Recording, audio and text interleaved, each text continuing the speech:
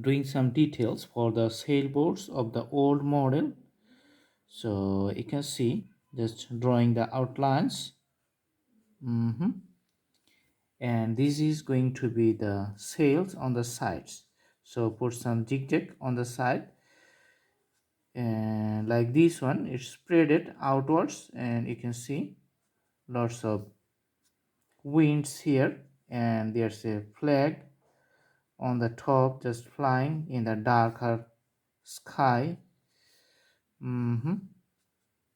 And the bottom portion is darker too. You can see the reflections on the water body, and this is the separation points from the sea level to the sky level.